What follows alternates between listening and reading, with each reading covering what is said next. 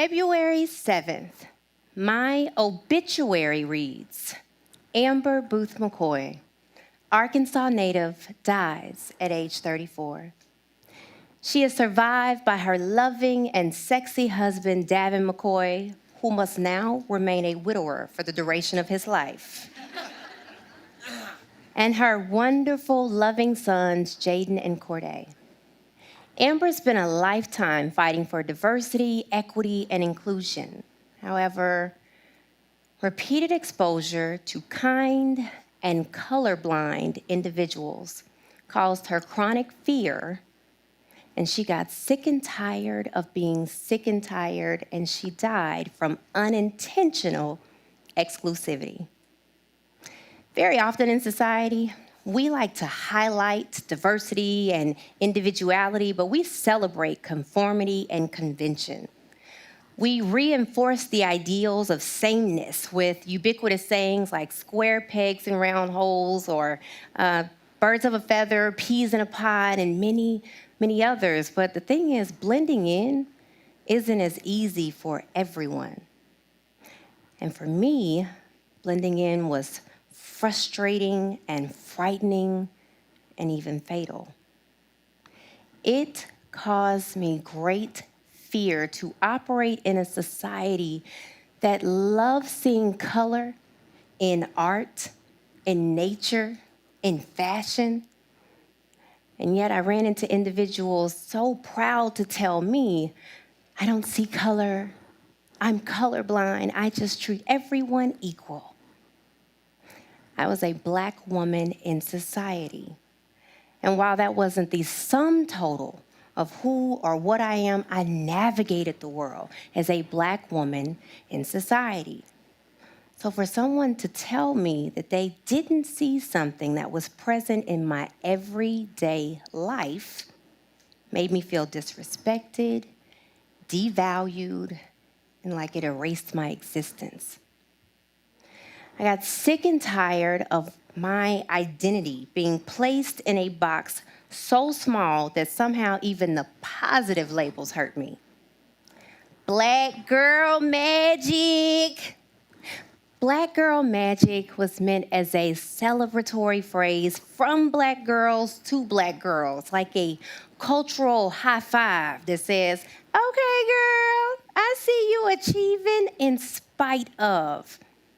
However, Black girl magic gave the majority the narrative that my successes or accomplishments were special, that I was different somehow, a unicorn, and that they shouldn't be common among women who look like me. Strong Black woman. The strong Black woman trope killed me and is killing women who look like me every day, whether in hospitals due to implicit bias or in society because asking for help requires vulnerability. Angry Black woman. Angry Black woman was a societal straitjacket. It was meant to arrest my emotions and protect white fragility from my passion and often my justified outrage. Very often, I am on Facebook and I recently saw a post that said to be African American is to be African without memories and American without privileges. And it hit me when I realized what I thought those privileges were. They were as simple as life, liberty, and the pursuit of happiness. In December, my youngest turned 14. Oh, my baby boy. And we were planning his birthday party. We were gonna have a hotel slumber party. And he had asked if he and his friends could play Ding Dong Ditch. I don't know if you guys remember that game. It's the one where you knock on the door and run. And in full disclosure, J.E.D.I and I have played this game several times across the nation on AAU basketball trips. So the answer is yes, it was us who knocked on your door and ran. And when we were talking, I had this moment of fear because I realized that even though I still see my 6-pound, 12-ounce curly-headed baby boy, at 5'10", society sees a black man and his friends as black men. And then I saw all the headlines. It was black men running in the hallway. Or, as Mel Gibson so eloquently put it, a pack of niggers. And that means alert the authorities. And a conversation with my son about a birthday party ended in the very real thought for me of my son or his friends being hurt or killed at said birthday party. And there's somebody saying, Amber, you're being dramatic. Killed at a birthday party? And I'm saying we should talk to Tamir Rice's mom. The mother of a 12-year-old black boy was murdered in Cleveland, Ohio, for playing with a toy gun in a park. And the entire interaction took less than 2 minutes. Now, as a diversity specialist, my job is this blend of pragmatism and strategy and vision, sprinkled with hope. It is convincing businesses that diversity and inclusion is profitable, and organizations that it's best practices, and leadership that it is wise and necessary. But on a personal level, inclusion felt like a cure for my very preventable death. It was the removal of fear for my black sons, my trans cousin, my Muslim friends, anyone that doesn't blend in. So let me tell you what my life would have looked like after this cure. I got married in 2018. When my husband says, let's have a baby, my first thought would be, you are a fool. Our sons are 14 and 16, right?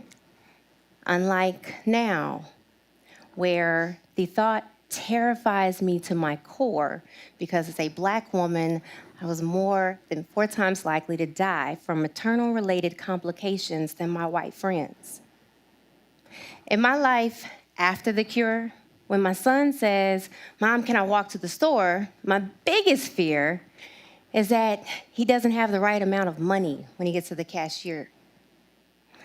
Unlike now, where my heart beats and I worry until he walks back through the door because I fear he could be followed, attacked, and killed by a neighbor like Trayvon Martin, a 17-year-old who was murdered from walking home because he looked suspicious in his own neighborhood. In my life after the cure, when I'm pulled over for speeding, which has happened one too many times according to my insurance, I pout about the ticket that I may or may not get and hope that I am cute enough to get out of the ticket.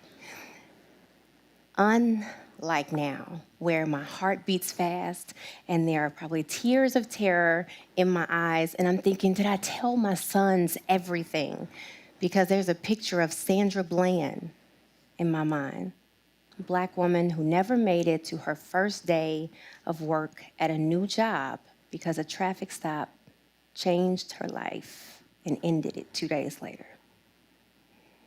In my life after the cure, state and city leadership give to schools equitably.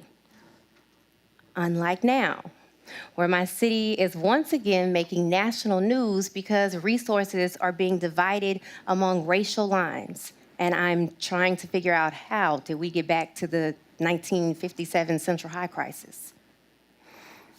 As a diversity specialist, one question that I was asked a lot, other than, Amber, is it racist if?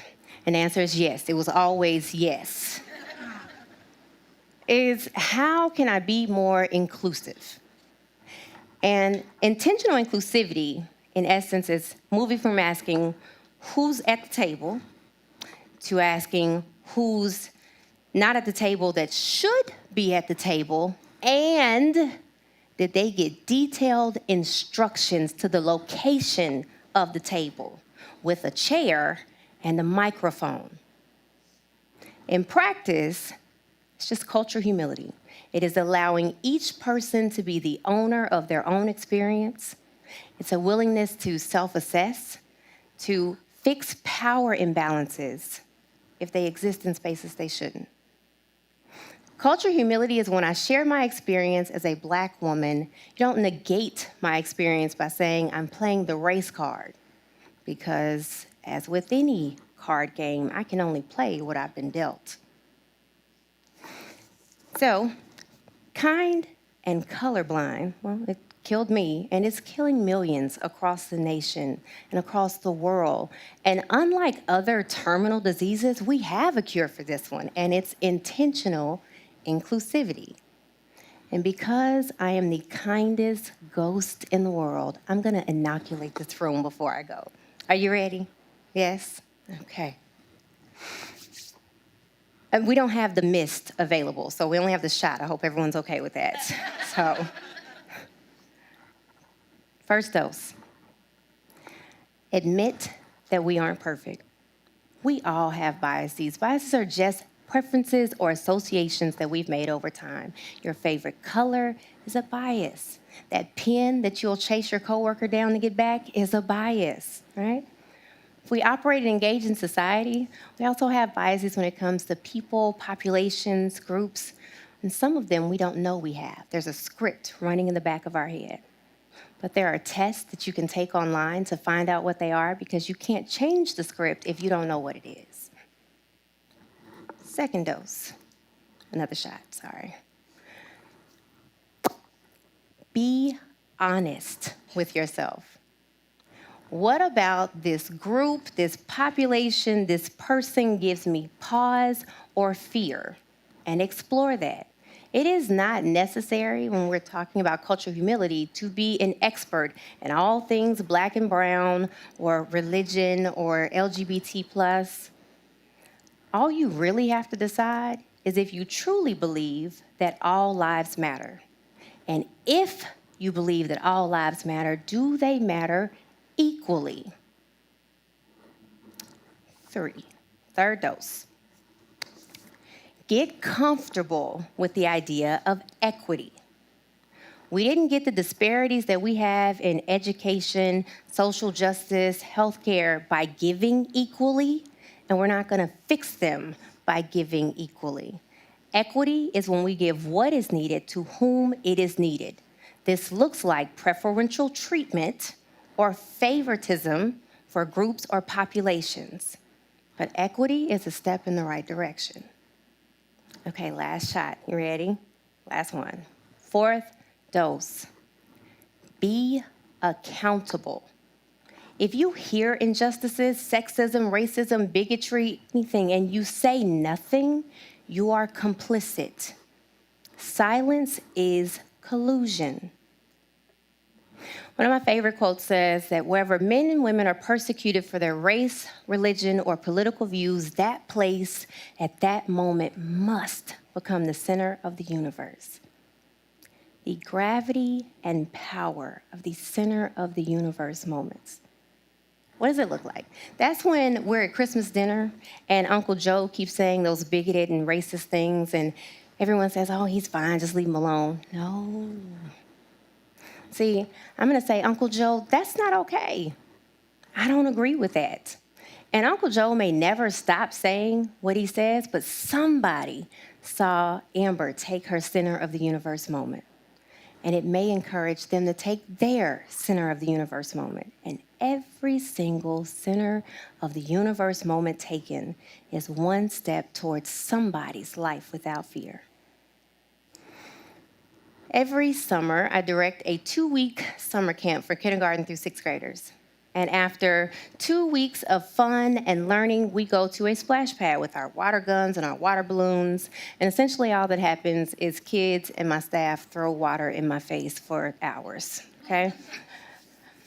A couple of years ago, I announced the trip, and then afterwards I had a little 2nd grade Black boy come up to me and he said, Miss Amber, did you already tell the police that we're going to be at the water park with our water guns?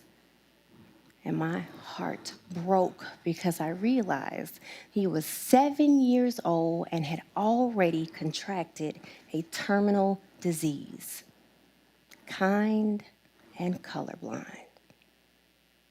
And as much as I appreciate you for attending my funeral today, and I really thought Beyonce would be here, but my death was preventable, and his death is preventable.